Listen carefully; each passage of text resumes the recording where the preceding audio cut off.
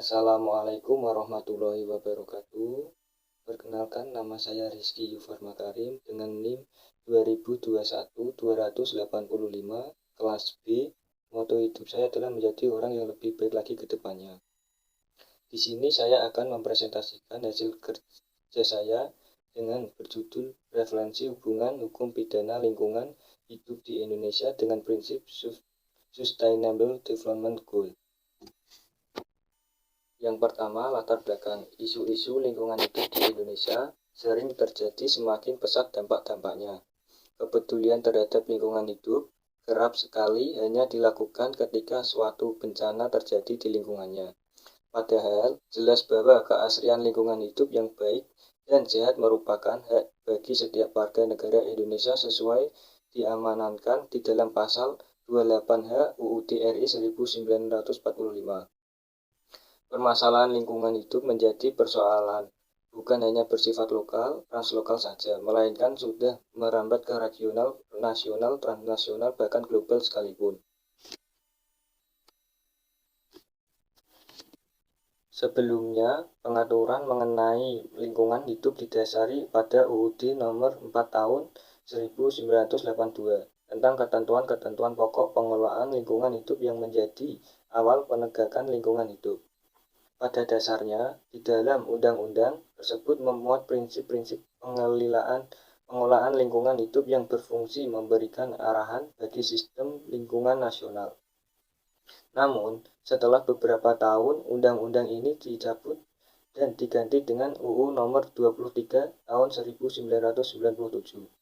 Diganti lagi dengan UU 32 tahun 2009 tentang perlindungan dan pengelolaan lingkungan hidup yang dianggap lebih menjamin kepastian hukum dalam memberikan perlindungan hak dan mendapatkan lingkungan hidup yang baik dan sehat.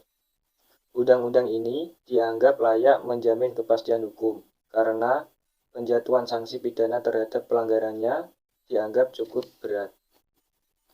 Rumusan masalahnya, apa kebijakan hukum pidana dalam penegakan hukum di lingkungan di Indonesia? Yang kedua, bagaimana referensi hubungan hukum pidana lingkungan hidup di Indonesia dengan Sustainable Development Goal. Hasil dan penelitian pembahasan.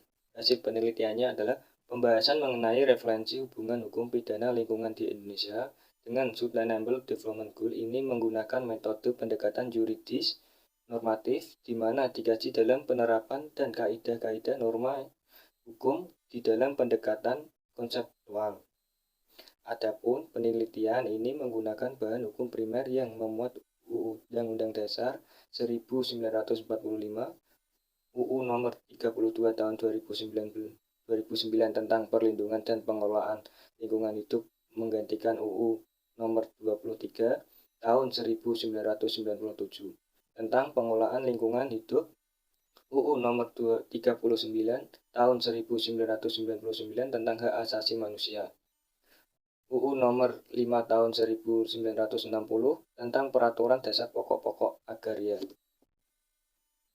Serta dalam penelitian yang lebih mendasari pada referensi hukum di Indonesia dengan tujuan pembangunan berkelanjutan di dalam Sustainable Development Goal, maka bahan hukumnya juga terdiri dari artikel-artikel, buku-buku, serta referensi lainnya. Dalam situs online yang berhubungan dengan konsep penegakan hukum pidana, lingkungan dan tujuan pembangunan berkelanjutan yang menjadi bahan sekunder penelitian ini. Pembahasan 1. Kebijakan hukum pidana dalam penegakan hukum lingkungan di Indonesia. Kebijakan hukum lingkungan di dalam Undang-Undang Nomor 32 Tahun 2009 tentang perlindungan dan pengelolaan lingkungan hidup pada dasarnya membuat perubahan mendasar dalam pengelolaan lingkungan hidup di Indonesia, di mana undang-undang ini berfungsi sebagai umbrella provision yang melikat.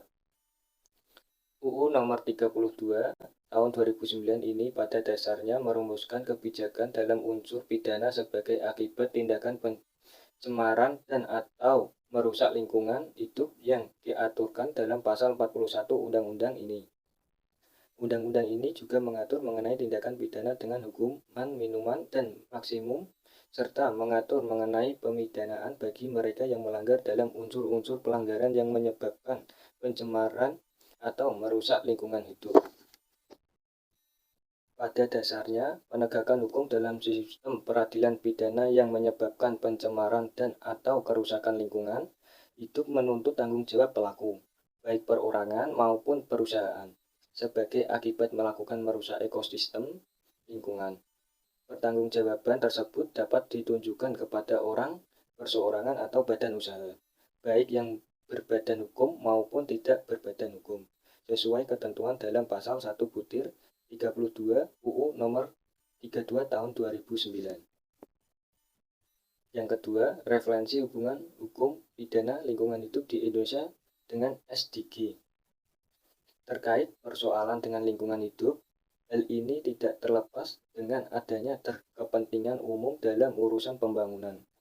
Dalam hal ini, untuk kepentingan umum, peran negara sebagai penyelenggara negara dalam memberikan perlindungan dan penegakan hukum harus adil, khususnya tujuan pembangunan.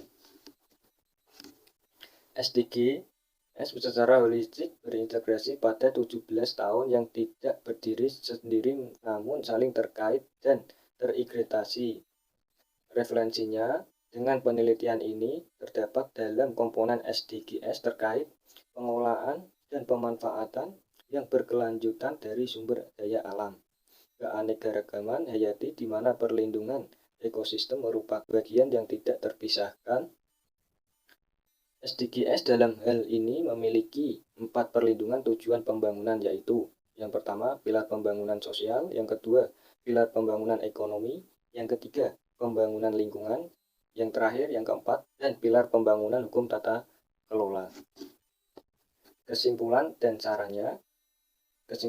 pada dasarnya penegakan hukum pidana lingkungan di Indonesia sudah jelas diatur dengan tepat berdasarkan UU nomor 32 tahun 2019. Hal ini ditambahkan bahwa penegakan hukum tersebut didukung dalam upaya institusi yang bergerak di dalamnya dalam mewujudkan perlindungan dan penegakan hukum untuk menghindari terjadinya kerusakan lingkungan. SDGs hadir sebagai bagian tujuan pembangunan Indonesia yang diselaraskan dengan pembangunan berbasis lingkungan yang selalu memperhatikan aspek-aspek hak lingkungan. Sarannya, pembangunan harus diterapkan dijalankan agar dapat berdaya saing dengan negara lain. Namun, di sisi lain, pembangunan haruslah memperhatikan aspek-aspek lingkungan agar lingkungan hidup yang ada sekarang tetap ada di masa mendatang. Tanpa mengurangi tujuan negara dalam membangun, peran SDGs sebagai tujuan pembangunan dan penegakan hukum pidana sebagai landasan yuridisnya, sebuah perpaduan yang harmonis agar Indonesia tetap terus membangun tanpa mengabaikan keasrian lingkungan. Sekian presentasi dari saya. Apabila ada kekurangan, saya mohon maaf sebesar-besarnya. Sekian presentasi saya. Wassalamualaikum warahmatullahi wabarakatuh.